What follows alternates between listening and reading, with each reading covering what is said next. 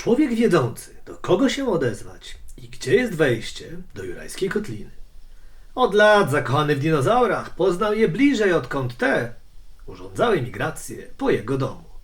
Postanowił więc uchylić rąbka ich tajemnicy, publikując kilka historii i przypominając przy tym podstawy matematyki. Na dywanik u złego ojca trafił Marcin Kończewski, który po nieudanej próbie przejęcia władzy w Azji Mniejszej zajął się opisywaniem prehistorii.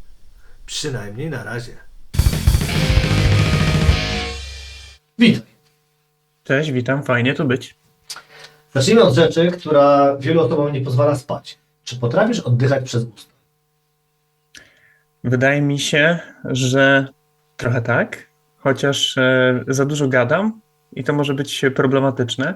W wielu sytuacjach, gdybym miał zatkany nos, mógłbym się udusić. No to fakt. Widzisz, bo ja zastanawiam się, skąd to pytanie się wzięło, choć sam się nie zadałem, aczkolwiek było to tak. Spytałem się znajomych, o co spytać konia. No i mam osobę, która się najwyraźniej zbyt interesuje końmi i powiedziała mi, że konie o typowej budowie anatomicznej nie potrafią, a przynajmniej nie powinny potrafić oddychać przez nos. Już mamy to za sobą, skoro teraz mi to wyjaśniłeś. Tego się nie spodziewałem. Myślałem, że to Ja myślałem, że będą bardziej gatunku. osobiste pytania, tak? Ale no mam jeszcze parę takich ciekawostek, które mi ktoś przesłał. Ta była najbardziej interesująca, intrygująca, mówię, no spytam. Ale do rzeczy, powiedz mi, co się stało z Tymkiem z Jurajskiej Doliny?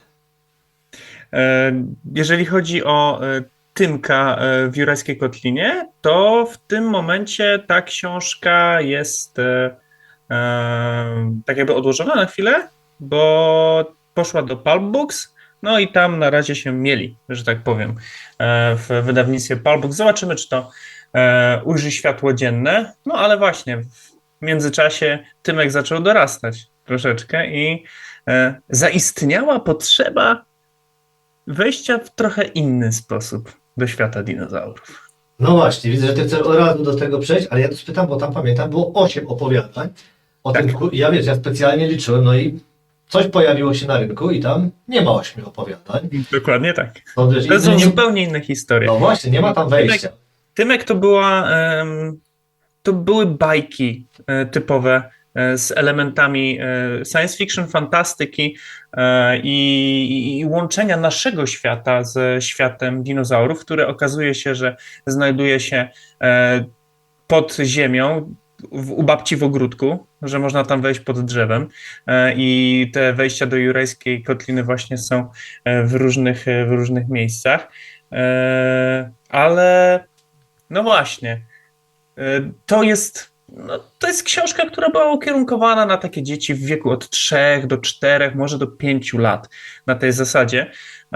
I fazy u dzieci są też bardzo, bardzo różne.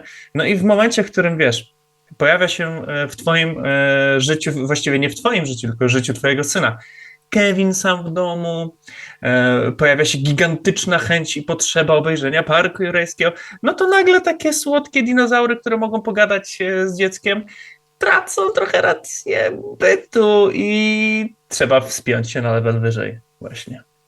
To jest zaskakujące, bo akurat nasi chłopcy są w bardzo podobnym wieku, jest de facto na kilka tygodni różnicy. I też jakiś czas temu słyszałem prośbę na zadane pytanie, co byś chciał obejrzeć, to był Kevin, więc to jest aż zastanawiający. Ten fenomen jest. A to już jest niesamowity. hardcore przecież, to jest młody psychopata. No tutaj tak, i nie ma jak to, żartów. kurczę, nie? I ty bardziej, że młody, no widać, że to przeżywał, ja mówię, no ale wybrał, to był jego wybór, może więcej tytułów nie znał, ale no, do teraz się zastanawiam. Zanim przejdziemy, mówię, do tego, co wyszło niedawno spod twojej klawiatury, chciałem się spytać, jak się skończyła przygoda z fantastyczną harmonią. Bo tam też to dłuższa sprawa była i o niej nie rozmawialiśmy, takie nas okienko. No tak, w tutaj sumie nie było złapało. okazji. To znaczy tak, jeżeli chodzi o fantastyczną harmonię, no to nie wyszła tylko fantastyczna harmonia, ale wyszły też Zgadza się. fantastyczne smoki przede wszystkim, czyli druga książka, w której ja już nie musiałem i nie chciałem tak jakby też wspierać dzieciaków swoim opowiadaniem, żeby tak jakby trochę wzmocnić rezonans, żeby trochę to szerzej poszło i tak dalej. Tylko ta pierwsza książka, która była typowym, że tak powiem, produktem dzieci, które ja uczę, które miały swój projekt semestralny i chciały zrobić coś innego i po prostu spróbować swoich sił w wydaniu prawdziwej książki, przeistoczyła się w kolejnym roku w zupełnie szerszy i o wiele bardziej hardkorowy właśnie projekt, jakim jest wydanie książki i zorganizowanie konkursu ogólnopolskiego, w którym zaprosili dzieciaki z całej Polski, żeby też napisały swoje opowiadania i mieliśmy możliwość wybrania 4 tekstów, które no, trafiły do książki Fantastyczne Smoki i to było świetne, to było cudowne, bo ta praca zupełnie była inna, bo te dzieciaki również, oprócz tego, że pisały, oprócz tego, że bawiły się tak jakby w pisarzy, no to robiły też rolę jury.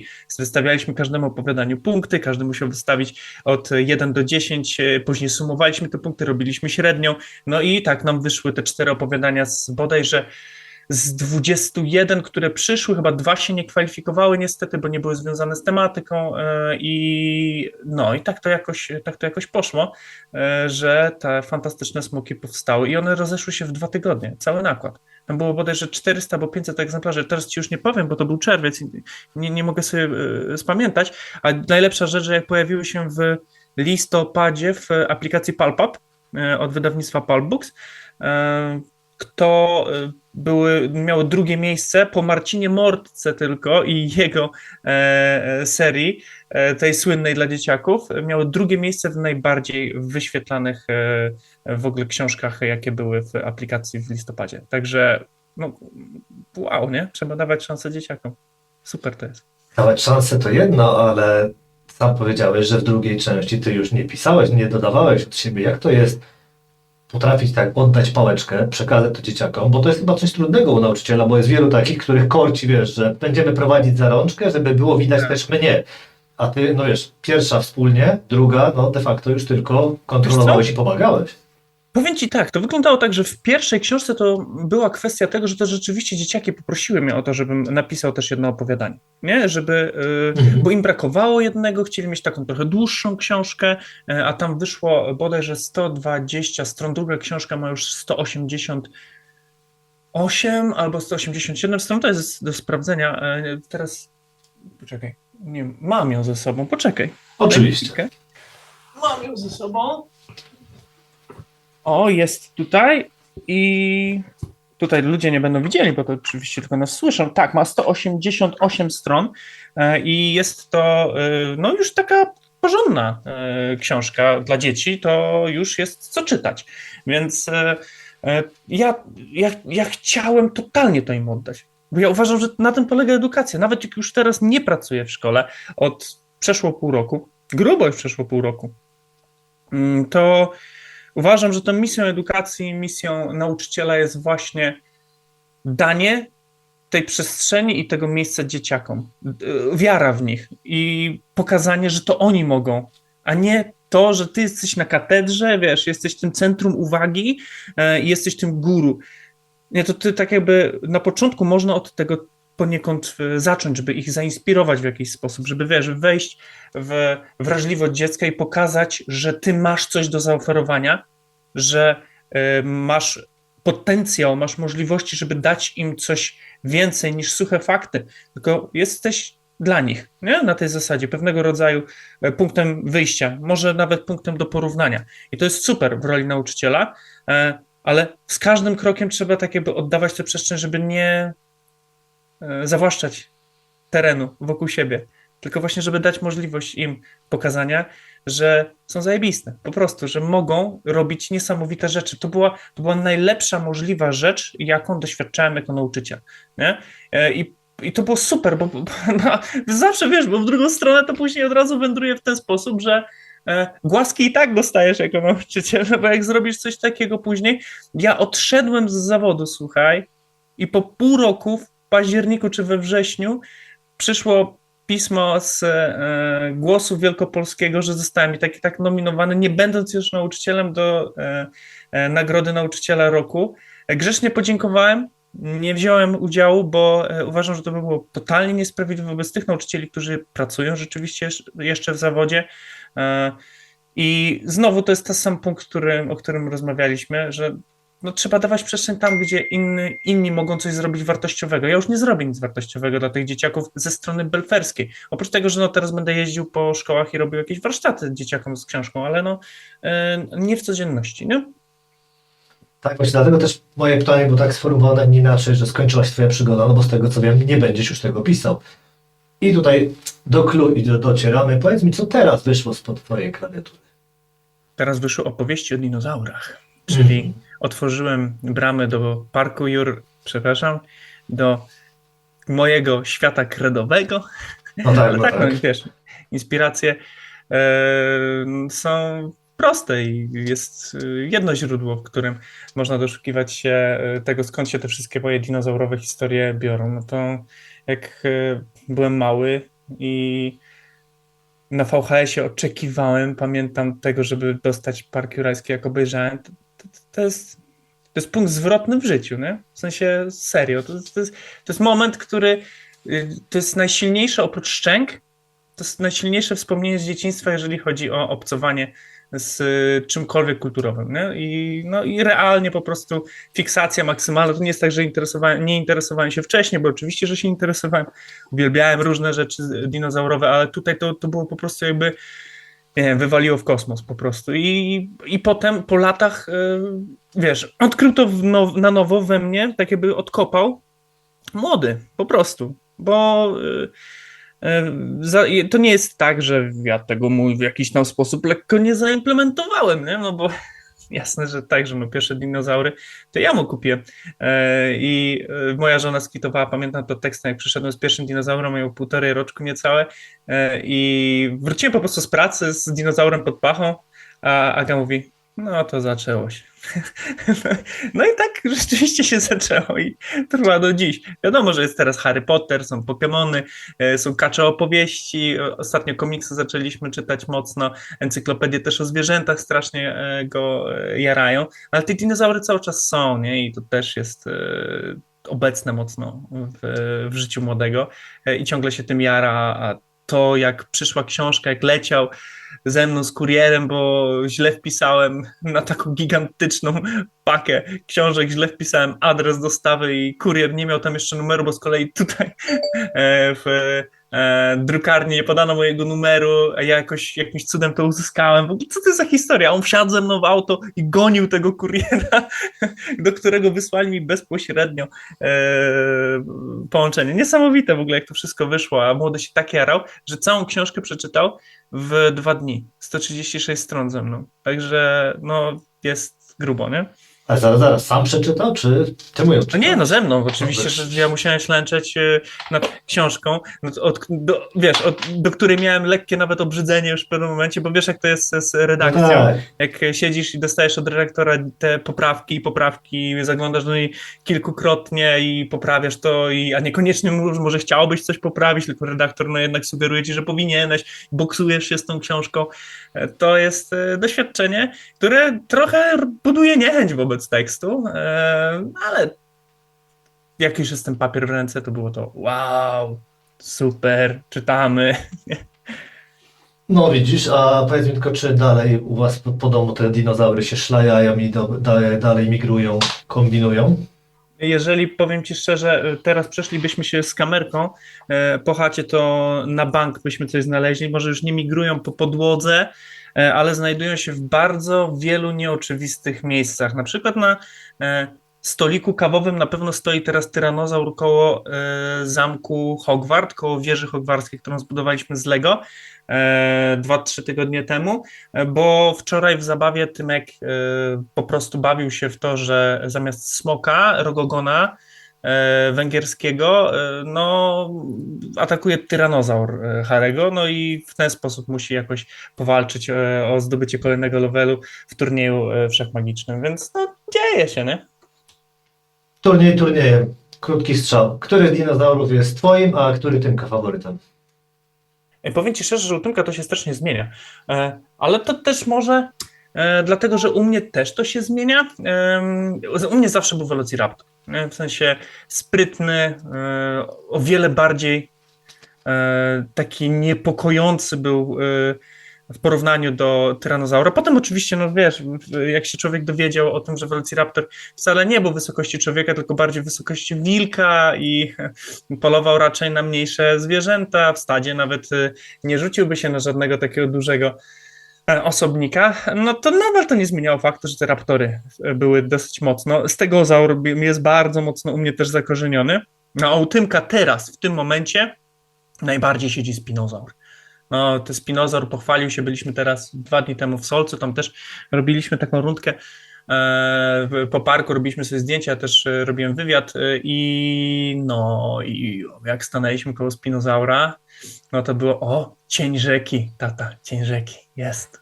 Tak, ale ogólnie Spinozaur też jest jednym z moich faworytów, ale chodziło mi bardziej właśnie o te z twojej historii. No plus jak już powiedziałeś o Velociraptorach, to trzeba zauważyć, że też zamieściłeś tam taką małą ciekawostkę, którą fani Parku Jurajskiego znają, a inni nie, czyli któż to tak naprawdę wystąpił w tym Parku Jurajskim, bo raczej nie Velociraptor. Dokładnie tak. No, takie rzeczy tam muszą być, bo książka jest nie tylko rzeczą, która ma przynosić przyjemność dzieciom. Tylko ja miałem taki plan, żeby napisać tę historię w ten sposób, żeby pożenić 2 światy. Świat rodzica i świat dziecka, żeby to trafiło w jakiś sposób w 2 kierunkach i chciałem dać teksty, które nie będą infantylizowały. Pomimo tego, że są 3 teksty humorystyczne, 3 opowiadania, które są z kolei ukłonem w kierunku, pewnie właśnie, może tobie zadam pytanie, w kierunku czego, jak myślisz, Kukuru jest ukłonem? Kurczę, teraz się skupiłem w kierunku czego Kukuru jest ukłonem. No ja zakładam, że jakichś młodzieżowych historii. A jeśli pytasz o dinozaura, to teraz ci Nie, odpowiem. zupełnie bajek z dzieciństwa, takich, no, których my się wychowaliśmy. Wiesz co, to dałbym chyba Kojota, taki byłby No mój strzał. oczywiście, że tak, to jest No, koniec bo to historii, tak, pewnie, bo, że tak. bo ja akurat wiesz, czytam teraz tutaj sobie notatki, ale faktycznie, no, jeśli chodzi o niego, to byłby chyba Kojot, bo jemu to byłby Tak, to średnio jest tam Kojot, wychodzi. nie? To jest klasyka Kojota i tutaj jest rzeczywiście slapstick, tu jest pewnego rodzaju energia, która jest rodem wyjęta z Looney Tunes, ale jednocześnie cały czas starałem się, żeby to było mega zgodne z najnowszymi odkryciami naukowymi i paleontologicznymi. Cały czas na tym bardzo mi zależało i to jest clue w ogóle całej książki, bo Tymka zaczęły nudzić atlasy.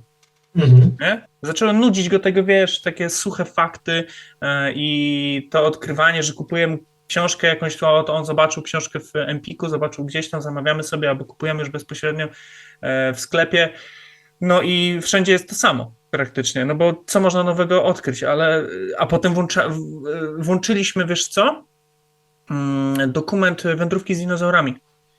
I Mhm. Tymek mówi mi, że on chciałby coś takiego przeczytać, nie obejrzeć, tylko chciałby tak poznawać dinozaury.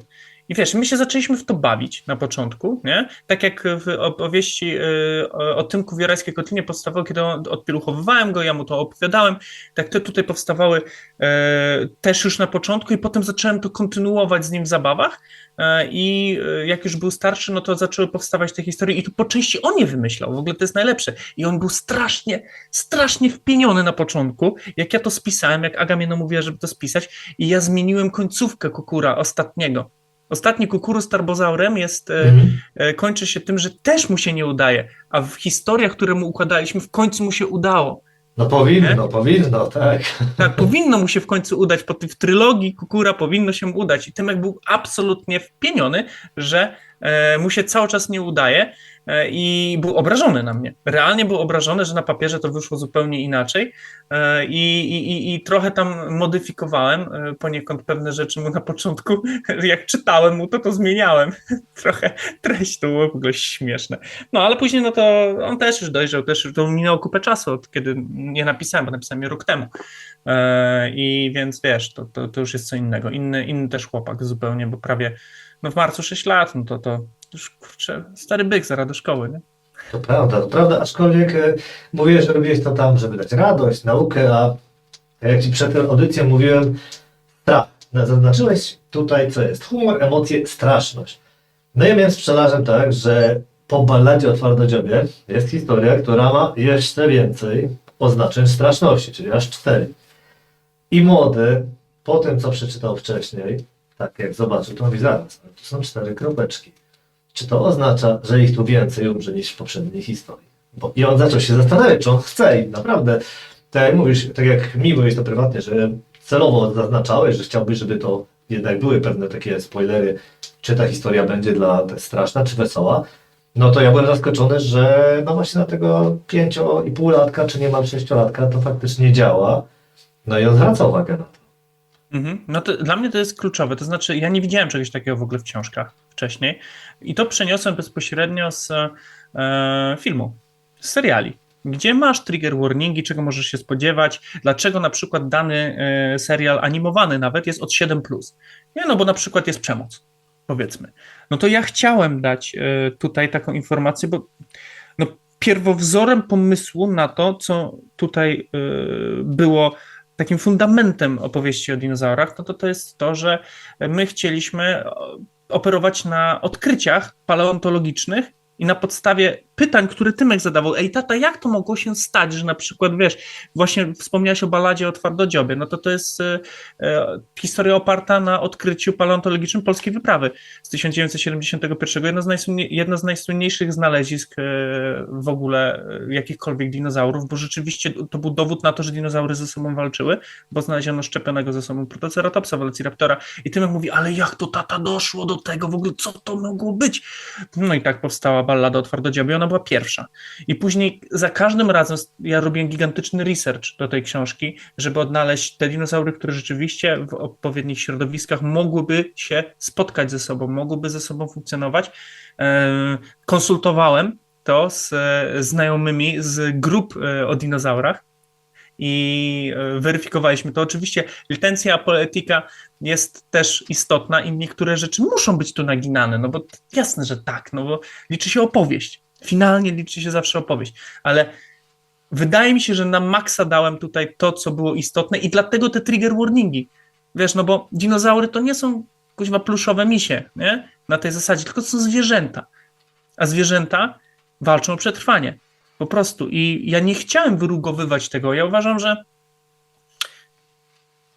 właśnie my trochę tak jakby bardzo mocno ograniczamy i odcinamy często dzieci od rzeczy, z którymi będą musiały się później w dorosłości zmierzyć, czyli właśnie z pewnego rodzaju trudnymi tematami, jak niebezpieczeństwo, nawet jak śmierć w jakiś sposób. Ona tutaj nie pada ani razu w mojej książce, że ktoś umarł, nie? Tylko pozostaje to w pewnym sensie w domyśle. Nawet w balladzie o Twardodziobie nie jest, że one zginęły, takie słowa nie padają, ale to dziecko wie. I tak samo jest w Cieniu rzeki, nie? Więc to są rzeczy, które ja chciałem oznaczyć po prostu i dać informację, że wchodzicie świadomie w tę historię. Rodzicu, szczególnie ty czytający, a dziecko za pomocą symboli tych kropeczek, o których ty mówiłeś, każdy ma swoje oznaczenie i tak dalej, graficzne. Dla mnie to było ważne. Chciałem, żeby tak to wyglądało. No i może zda egzamin, a może nie. No to zobaczymy dopiero, jak przyjdą takie, wiesz, gorące jeszcze inne też opinie od ludzi, którzy po prostu będą to czytać. A dzisiaj dotarły, albo docierają teraz właśnie książeczki na premierę, bo tak to sobie wysyłaliśmy. Nie? Powiem ci, że gdy mówisz o tym, że ta śmierć, że pokazujesz też jak to mogło realnie być, to właśnie u pszczelarza najpierw zwrócił uwagę fakt, iż mogło tak być, iż było takie odkrycie, to musiałem tego samego dnia tłumaczyć, a gdy następnego wracaliśmy z przedszkola, to właśnie jak on tam zawsze sobie wybiera, czy chce być tam Pokemonem, dinozaurem, wiadomo, jakąś konwencję wchodzimy wracając do domu, to mówił, że czy chce być tym dinozaurem, który się poświęcił.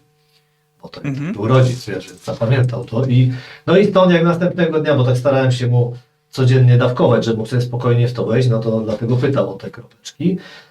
Ale no, generalnie muszę pochwalić to, że nie wiem, czy pochwalić autora, no, ale uważam, że to jest jednak zasługa autora, że dzieciaki dają radę śledzić tę akcję, bo tak jakby to nie było, że jednego dnia wszystko machnęliśmy. No on pamiętał mniej więcej, czemu kukuru miał taki, a nie inny zapach, bo to się odnosiło jednak do wcześniejszej historii. Pamiętał, jak to się stało, więc tak uważam, że tutaj to ci wyszło. To trzeba jednak ci oddać jako autorowi. No to super, to mnie to bardzo, bardzo mocno cieszy, bo o to mi na dobrą sprawę chodziło. Ja wiem właśnie, że tak jakby nie chciałem upraszczać mocno tych historii, tylko potraktować tak, jak traktowałem tych moich uczniów zawsze, z gigantyczną wiarą w ich możliwości poznawcze, w możliwości ogarniania historii, nawet nie do końca takich krótkich, bo te 3 teksty, Twardodziób, Grom i Cień rzeki, to są dłuższe opowiadania. To są opowiadania na kilkanaście stron nawet. I ja wierzyłem, że dzieciaki dadzą radę. Nawet wytrzymać tyle, żeby to na raz przeczytać sobie. I patrzyłem, oczywiście wszystko testowałem też na moim młodym, ale bezczelnie też muszę przyznać, że te opowiadania też, bo to była moja metoda, teraz to już tego nie mam i nie będę miał tej możliwości. Ja je testowałem też na moich uczniach. Każde opowiadanie praktycznie. Nie, 3 z 6 zdążyłem. 3 z 6 zdążyłem, a później dopisywałem jeszcze resztę, więc to nie miało możliwości się wydarzyć, ale rzeczywiście dawałem je w ramach czytania ze zrozumieniem. Nie mówiąc o tym, że ja to napisałem, tylko opracowywałem czytanie ze zrozumieniem na podstawie moich tekstów, więc wybierałem te krótsze. Wybierałem Kukura na przykład i Twardodzioba też wybrałem, akurat był pierwszy. No i na podstawie tego dawałem czytanie ze zrozumieniem, na końcu prosiłem ich o opinię w ramach zadania normalnie. I oni robili to szczerze, no bo nie wiedzieli, że to ja napisałem. I to było niesamowite. Najlepszy możliwy research, najlepszy możliwy feedback, jaki możesz dostać, to jest uczciwy feedback od dzieciaka, który ma zadanie do wykonania i niekoniecznie chętnie musi je wykonywać i chcieć je wykonywać, no bo wiesz, jak to jest na lekcjach, nie? Na tej zasadzie. A przychodziły mi różne opinie, to było też przed redakcją i tak dalej, ale gdzieś tam 70% do 30% to były takie, że super, że chciałoby jeszcze inne tego typu teksty, nie? Na tej zasadzie. I to mnie tak gigantycznie zmodyfikowało, bo wiesz, próba badawcza była na przeszło 25 dzieciakach. To już jest solidna próba badawcza. W jakim wieku? To były klasy 4. i 5. podstawówki. Okej, czyli jeszcze podobny target, bo tak szukam portfolio. Tak. Jakbyś dał licealistom, to może... Nie, licealiści to w ogóle odpadną, nie? W sensie nie będzie ich to tematyka do końca interesowała, tak mi się wydaje, chyba że są turbofanami jakimiś tematyki, bo wiesz, gdybym ja dostał taką książkę, serio, no ja napisałem taką książkę, którą ja bym chciał czytać, bo ja tego nie miałem w dzieciństwie. Nie miałem żadnej książki oprócz Parku Jurajskiego, który był z kolei, no właśnie, nie do końca skierowany do mnie, ale oczywiście, że go przeczytałem. Pamiętam, że wybrałem się do Poznania, to wtedy księgarnia Arsenał znajdowała się w samym środku Starego Rynku, teraz się znajduje nieco z boku w jednej z kamienic otaczających Stary Rynek, ale wtedy na samym środku, tam gdzie teraz jest Galeria Sztuki, i jak ja wynalazłem, bo tam nie było takiego czegoś, że wiesz, tak jak dzisiaj w Empiku, że masz ileś tam egzemplarzy, tylko tam były pojedyncze różne książki leżały w różnych konfiguracjach i ja znalazłem ten Park Jurajski, to ja się popłakałem, pamiętam wtedy, to był 97 rok, pamiętam, i to miałem ile, 7-8 lat na tej zasadzie i w skryciu przeczytałem, miałem ją czytać z mamą w domu, a ja ją w autobusie, bo wtedy autobusem pojechaliśmy do Poznania z Ujścia, czyli to jest prawie 100 kilometrów, to ja przez te 2 godziny, mając chyba te 8 lat, przeczytałem 100 stron przeszło sam Park Jurajski. Ja byłem po prostu zahipnotyzowany i ja wtedy wiedziałem, że ja chcę opowieści. Ja zawsze łaknąłem historii, opowieści, a nie suchych faktów. Uważałem, że za pomocą tych opowieści my jesteśmy w stanie o wiele więcej się dowiedzieć. Tak jak ostatnio na przykład recenzowałem teksty Maćka Siembiedy, świetny pisarz, rewelacja, nie? I on pisze książki na poły historyczne. Kryminały, ale osadzone w prawdziwych realiach i pojawiają się na przykład prawdziwe postacie z II wojny światowej i tak dalej. Ja uważam, że gdyby takie teksty dawać dzieciom w szkole do nauki historii, to te dzieciaki pamiętałyby wszystko i to wydawałoby się im ciekawe. I to jest moja idea. To był punkt zaczepienia, jaki ja w ogóle chciałem, żeby w inny sposób wejść w świat dinozaurów. Jeżeli ta książka ma być nawet pierwszym zetknięciem z dinozaurami, z wiedzą konkretną o dinozaurach dla dzieciaków, to ten próg powinien być dla niego przynajmniej interesujący, na tej zasadzie, bo historia, starałem się, żeby takie były, nie mi to oceniać, rzecz jasna, jakie one są teraz, tylko inni to ocenią, ale taki był mój zamiar. Dobrze, powiedziałeś teraz, że w 97 mniej więcej książkę poznałeś. Myślałem wcześniej, że cię ominął ten okres, ale może jednak nie. Czy ty trafiłeś na takie czasopismo Dinozaury, które wydawane było do 96 Tak, roku? nigdy nie Pamiętasz? skompletowałem tego No dinozaura. właśnie, bo tak mówię, kurczę, bo to akurat rok wcześniej skończyło wydawanie. Tam ma 52 numery, były, ja pamiętam, jak każdy o to walczył. Ja nawet piosenkę pamiętam, tam było dinozaury, jak już wiecie, żyły kiedyś na tym świecie, też tak było w telewizji reklamowane, to był Tak hicior. jest. I tam okulary były 3D dodawane, żebyś mógł sobie obejrzeć te dinozaury przy pierwszym numerze. Tak, słuchaj, tak się w ogóle zaczęła moja pierwsza przygoda z pisaniem. Z tą gazetą, dosłownie. Ja brałem te gazety, bo po prostu mama nie było stać tak jakby, żeby kupować je co chwilę, bo one wychodziły dosyć często, z tego co pamiętam. Nie przypomnę, nie wiem, czy to się nie nie był przelewało jakoś dwutygodnik. tak mocno. Tak, to może to chyba dwutygodnik nawet. No tak, na tej zasadzie. I wtedy w tych czasach, kurczę, to wiesz, to były lata 90. I no, po prostu w domu się tak jakoś mocno nie przelewało, że ja miałem kuzyna, którego mama była właścicielką sklepu i on miał wszystkie, nie? Po prostu, wiesz, zazdrość max na tej zasadzie, a ja tam pojedyncze egzemplarze dostawałem i w dodatku ja od małego byłem takim dzikiem, tak samo do Lego, że ja zawsze nie interesowały mnie pełne zestawy, tylko rozmontowywałem to i potem robiłem swoje. I tak się zaczęło moje w ogóle pierwsze pisanie. Pierwsza przygoda z pisaniem była taka, że ja wycinałem sobie obrazki, wycinałem fragmenty, całe czasami elementy ze stron i pisałem swoją książkę. Wiesz, sklejałem ze sobą kartki, naklejałem te informacje i pisałem swoją książkę o dinozaurach. Ja do dzisiaj je mam. Tymek, moja mama gdzieś wygrzebała je z piwnicy rok czy 2 lata temu, takie moje sklejki i dała je Tymkowi. Tymek je gdzieś ma albo w pokoju, albo w jego takiej skrzynce ze skarbami. I to jest w ogóle niesamowite, nie? W sensie, no ja też tam wszystko też po części rysowałem. Niektóre to były wklejane, niektóre rysowane, no bo w ogóle opowieści o dinozaurach są moje szkice. To są moje rysunki, te wszystkie, które są w środku w książce, tylko przerobione w ilustracje przez ilustratora. Okładkę robił Piotrek Sokołowski. Także tutaj, że tak powiem, parafrazując Johna Hammonda, Whisper no expense. I też ta książka ma opowiadać obrazem przede wszystkim, bo ja wiem, że tego dzieciaki potrzebują, nie?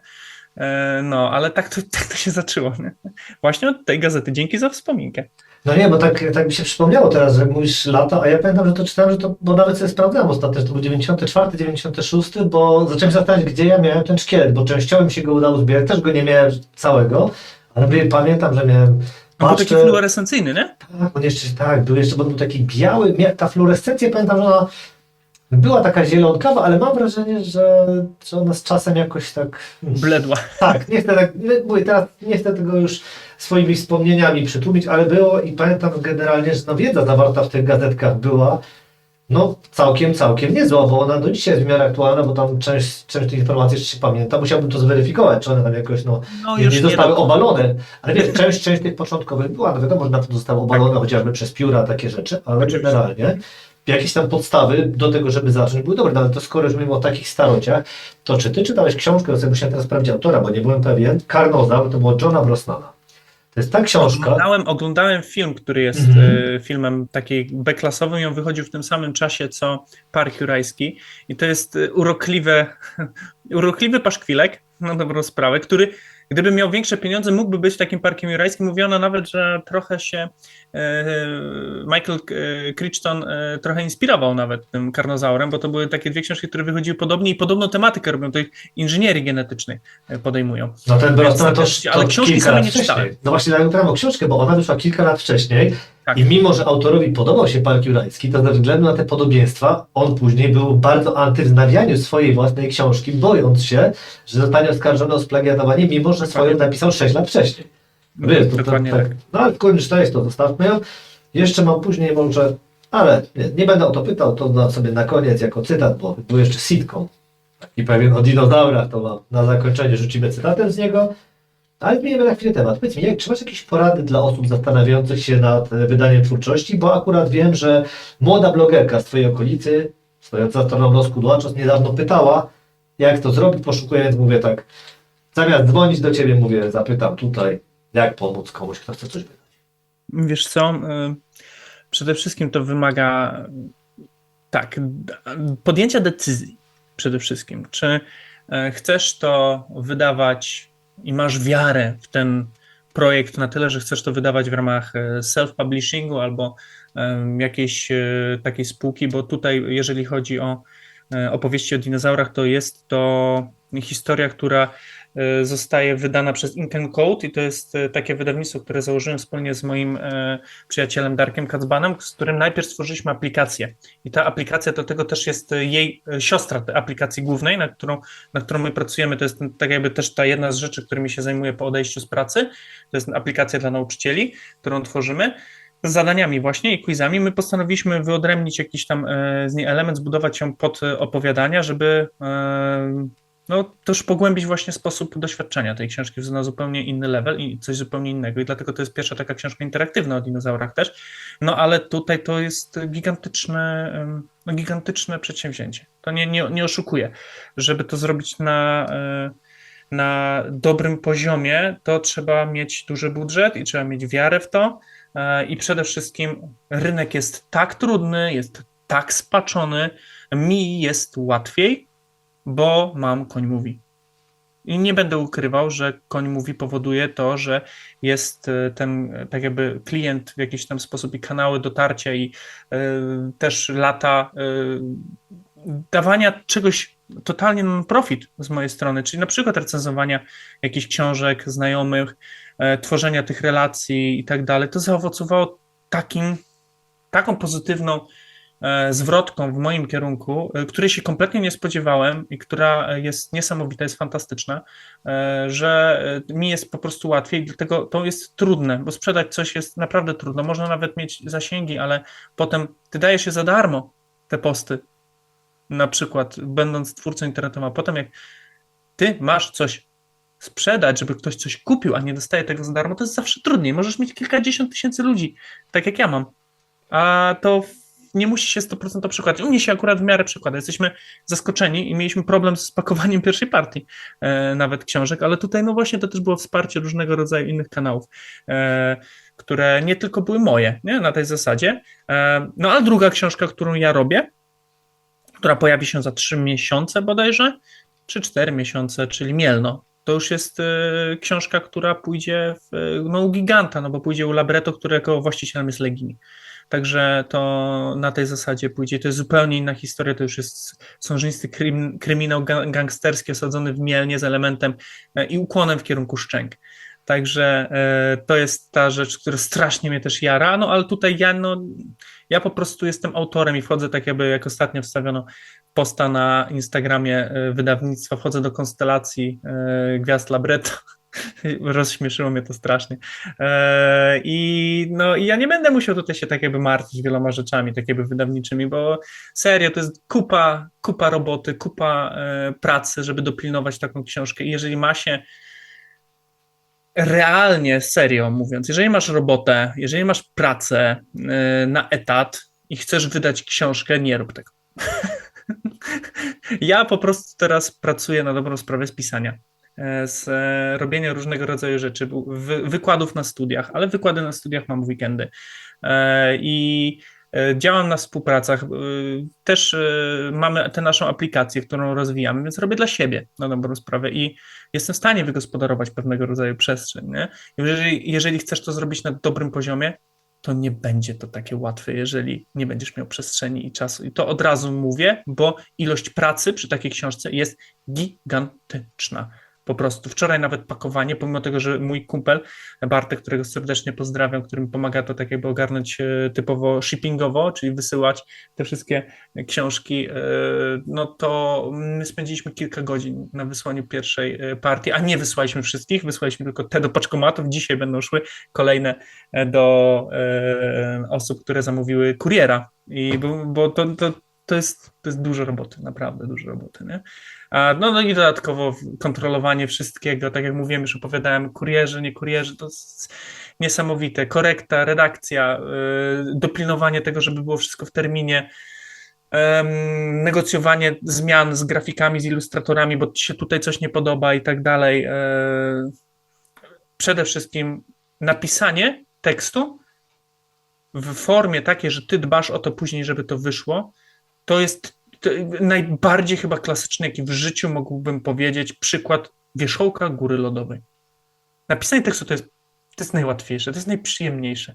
Wszystko inne zaczyna się potem w tej formule. A jeżeli jesteś pisarzem w takim dużym wydawnictwie i uda ci się wysyłać, przede wszystkim trzeba przełamać opór do tego, żeby chcieć wysłać komuś swój tekst i nie bać się tego, tylko że to musi być dobrze przygotowany tekst. To jest podstawa. I musisz dać też najpierw 2-3 osobom do przeczytania, żeby one ci powiedziały, czy to ci się kalkuluje, czy to jest w ogóle sens wysyłać, czy to jest w miarę dobre, czy obiektywnie dobre, nie tylko przez ciebie obiektywnie dobre, uważane za obiektywnie dobre. To jest fundament.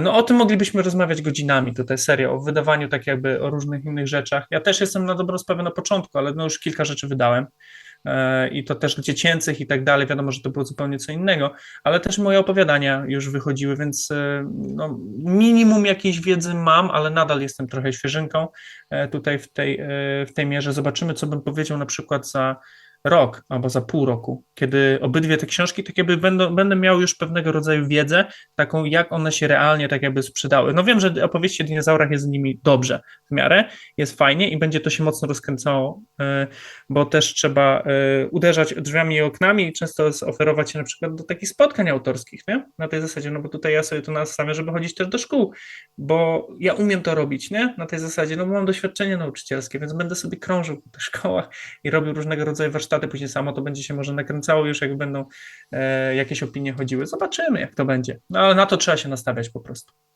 Że to wrócimy za te kilka miesięcy do tej rozmowy. Tak jak tutaj już powiedziałeś, no wkraczasz do tej konstelacji gwiazd. Nie wkroczyłeś sam, bo z rekinem pomaga ci ktoś pakować. To jesteś osobą, która no wręcz jest antytezą tego, że jeśli masz na kogoś liczyć, to licz na siebie, bo zawsze możesz liczyć na kogoś innego. I tutaj taki fikoł, czy stąd to zainteresowanie matematyką, bo nie skończyliśmy tematu, że w twojej książce są trudne obliczenia matematyczne i zadania i zagadki. Wiesz co, moja idea była taka tutaj, żeby przełamywać strefę komfortu też, właśnie, bo rzeczywiście są zadania matematyczne oczywiście ubrane ładnie w strukturę znaną z opowieści, na przykład, że kukuruz wędził tam ileś jaj w gnieździe, było ich tyle, ile ich zostało w gnieździe, bo znowu, jeżeli dziecko uważam, że jest zaangażowane w historię, jest w opowieści, to zupełnie inaczej będzie podchodziło do tego typu zabawy później. A ja kocham multiprzedmiotowość, uwielbiam, pomimo tego, że sam jestem totalnym młotkiem z matmy i kompletnie nie pamiętam już takich na poziomie, wiesz, gdybym poszedł teraz do klasy 7-8, pewnie nie byłbym w stanie rozwiązać niektórych zadań, serio, bo ja nie zdawałem matmy na maturze, bo należałem do tych 3 roczników, które nie musiały, nie? Rocznik 89, więc po prostu tak to wyglądało. To ja uważam jako pedagog, że nie ma nic lepszego jak interdyscyplinarność w nauce i projekty na przykład semestralne. Takie jak chociażby to, że wydali moi uczniowie książkę, to oprócz tego istnieją projekty super, które można robić z dzieciakami, łączące różne przedmioty, na przykład pójście, zrobienie ankiety, zrobienie badania, później obliczenie na przykład średnie i tak dalej. A można zrobić to badanie na przykład na przedmiot języka polskiego. No i łączymy tutaj różne przedmioty, różne rzeczy. I to chciałem, żeby było też w opowieściach z dinozaurami, żeby to było w aplikacji. Aplikacja ma zadania z Gegry, z polskiego, z czytania ze zrozumieniem, z matmy, z biologii.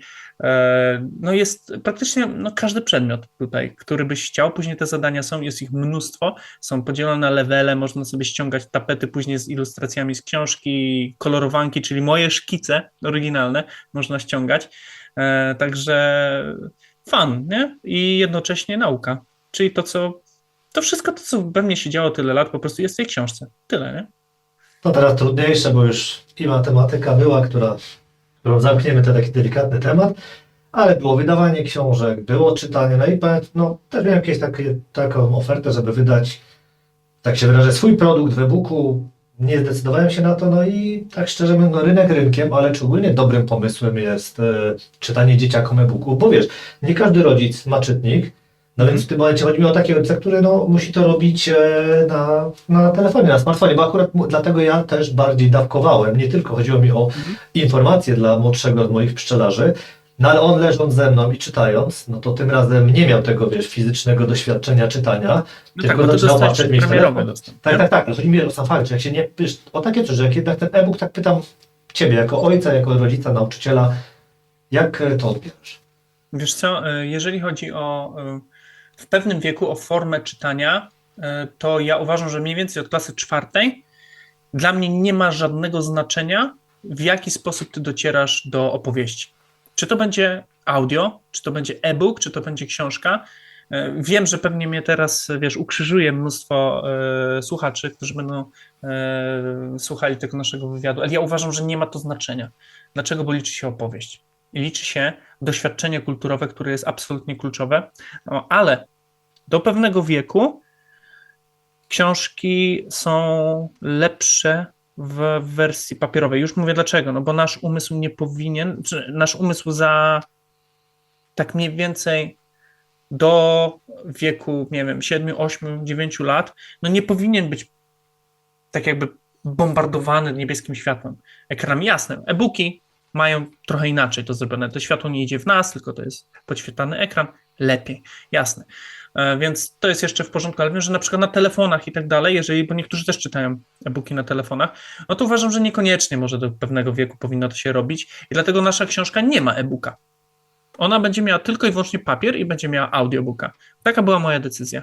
Chciałem, żeby to wyglądało w ten sposób. A to widzisz, jakoś myślałem, że będzie coś e-booku, a tutaj to zwracam honor, bo ja akurat przyznam bez bicia, że dlatego mówię, no musiałem dawkować to, bo sam mimo, że jestem przeciwnikiem, chciałem jednocześnie przeczytać to młodemu, żeby to on był recenzentem, stąd też, też czytałem na tym telefonie, uznałem, wiesz, coś trzeba jakoś to było przeliczyć, jak to będzie bardziej opłacalne. Bo nawet jak się czyta na czytniku e-booków, to i tak to wydłuża tam czas zaśnięcia, nie ma tego doświadczenia z książką papierową, ale skoro to tak mnie uspokoiłeś, to bardzo szanuję podjęcie takiej trudnej decyzji. Nie, ja tutaj taką decyzję podjąłem, nie chciałem tego robić w ogóle w e-booku, bo to jest jednak skierowane właśnie do tych dzieci w wieku 6-10 lat, coś na tej zasadzie. Dla starszych, takich w 4-5 klasie też super, no bo testowałem to na nich jak najbardziej.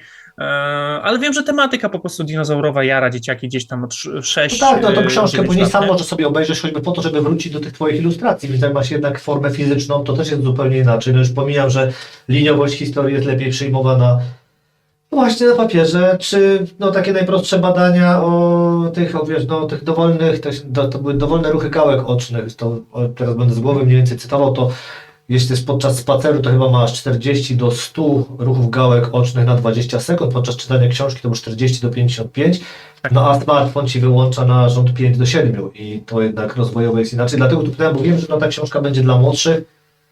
Nie będę się już tu czepiał cwaniakowo, bardzo Ci dziękuję, to przeskoczmy dalej. Już o tym powiedziałeś, ale mimo wszystko muszę się spytać, bo jest jakimś żywym dowodem na to, że szkoła może troszkę utrudniać realizowanie swoich marzeń. Może nie przez formę, którą wiadomo, że akurat pruskiej formy nie lubisz, ale przez czas. Ty sam musiałeś zrezygnować z tego, co kochasz, czyli z uczenia w szkole, żeby znaleźć czas na inne rzeczy. Jak się ostatnio omawialiśmy, to miałeś tylko Święty Piątek. Teraz już masz więcej tego czasu, ale de facto jesteś cały czas zajęty. To powiedz mi, czym tak się na co dzień zajmujesz, tak jeden dzień z Twojego życia teraz, przy wydaniu książki? Przy wydaniu książki dzisiaj dzień na przykład wygląda mój w ten sposób, że zawożę młodego o 7:15, 7:19, Agę podrzucam na przystanek, żeby miała troszkę bliżej, zdaję do pracy i 7:37 dzisiaj byłem już na siłowni.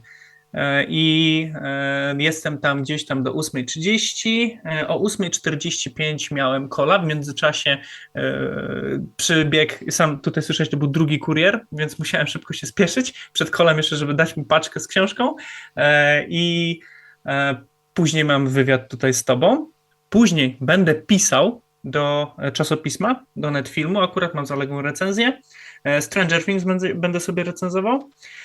Potem mam pakowanie paczuszek i nagranie audycji do radia, gdzie mam swoją audycję radiową w MC Radio w Poznaniu i tak wygląda mój dzień mniej więcej.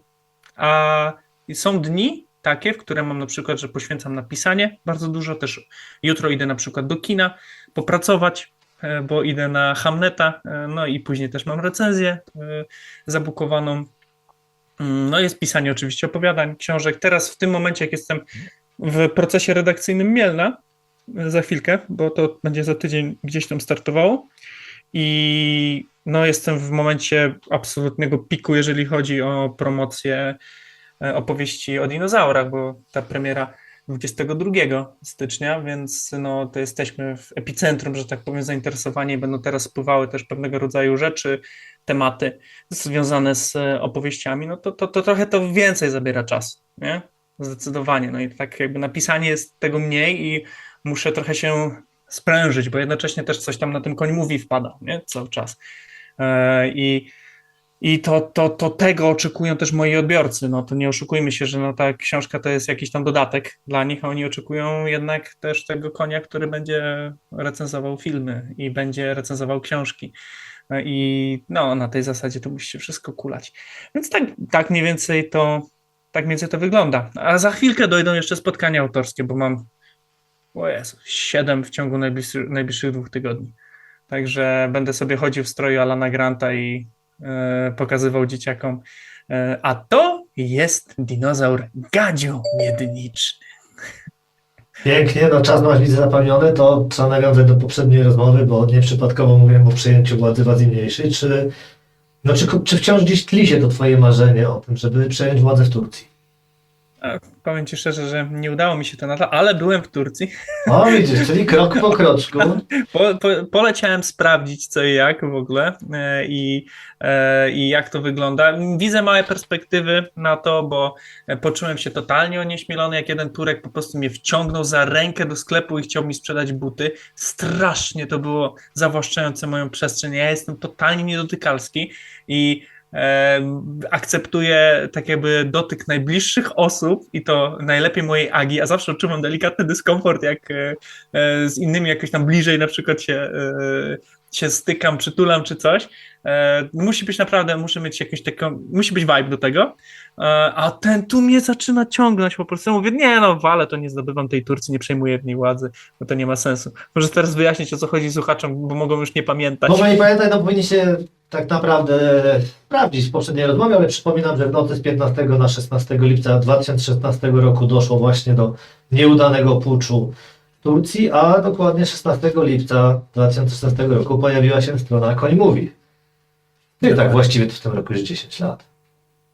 Ja pierdzielę, Teraz naprawdę. tak patrzę na ten Przepraszam, datę, że to mówię, aż mnie faktycznie, zszokowałeś. Ja byłem pewien, że jest 9. To będzie 10 lat Koń mówi teraz. Kurczaki, no to musisz coś na lipiec przygotować, do czego też tak patrzę, no. Ja jestem totalnie pod tym względem niezorganizowany. Ja w ogóle nie dbam o tego typu rzeczy, nie? W sensie za każdym razem kilka dni później piszę, ej, wiecie co, jakieś 9 lat temu, ej, wiecie co, kilka dni temu jest rocznica, że 8 lat temu i to jest rok w rok, chyba to jest nawet do weryfikacji, że zawsze się to mi kićka, a może w tym zeszłym roku mi to wskoczyło nawet, że udało mi się napisać, bo chyba była premiera Szczęk też wtedy i 50-lecie jakoś. Nie wiem, teraz już jakoś tak to będzie.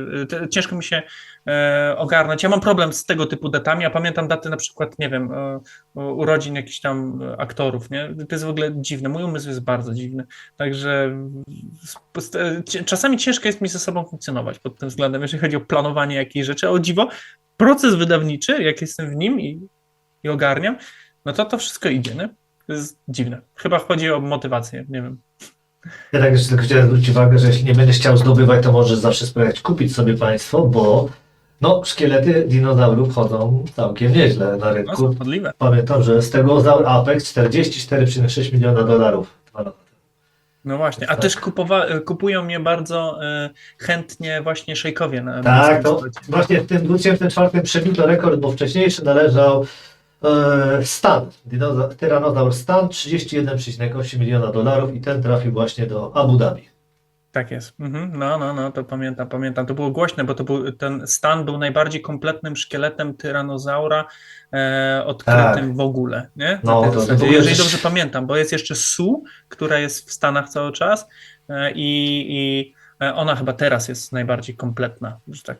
Wiesz, rzucę tak mi się wydaje. W okiem, ogóle tyranozaurów całkiem sporo odkryto. ale wiesz co, Więc- Su była wcześniej odkryta. Więc Tak, teraz, była wcześniej odkryta, czyli stan jednak. tak, Okej. bo Su jest To widzisz, 97, no specjalnie propaganda to amerykańska wynotowałem. mówi, że Su. Kurczę, to ci powiem, że teraz się zastanawiam, bo... No, takie żarty żartami, ale no pamiętam, że to jest rzecz, która no teraz się zmienia, no perspektywy świata troszeczkę się zmieniają, nie? W kontekście tego, że rzeczywiście no, jest psucie rynku, nie? Przez szejków. Niektóre rzeczy, no, ja zawsze marzyłem, żeby sobie jakąś kość dinozaura gdzieś tam kupić, gdzieś tam złapać jakąś prawdziwą, no, ale kurczę, no nie stać mnie teraz jeszcze, nie? Będę musiał chyba, nie wiem, zbić majątek na opowieściach o dinozaurach, więc po prostu kupujcie tę książkę i będzie fajnie. Wtedy może sobie kupię kości dinozaura. Teraz tutaj w końcu padnie o sitcomie, bo wszystkim, którzy wciąż się dziwią, jak to jest możliwe, że te dinozaury panują nad naszą wyobraźnią, przypominam cytat z serialu Dinozaury. To wyjątkowy serial, który w ogóle...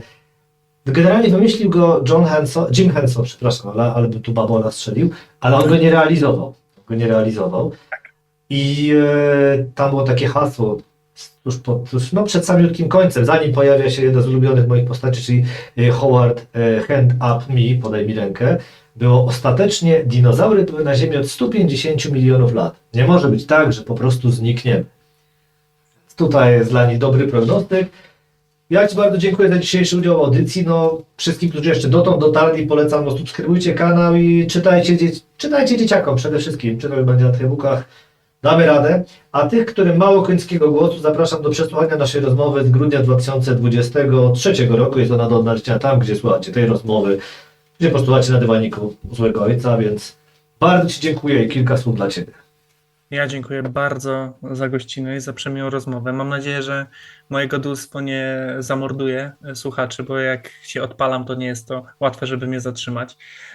I tak, no, tak mam nadzieję, że po prostu moje dinozaurki zagoszczą u was na półeczkach, bo są warte tego, żeby je przytulić. One lubią szukać nowego domu. Na pewno nie pogryzą wam dywana, bo mimo wszystko to są całkiem dobrze wychowane dinusie, także polecam. Bierzcie. I tym pozytywnym akcentem do następnej razy.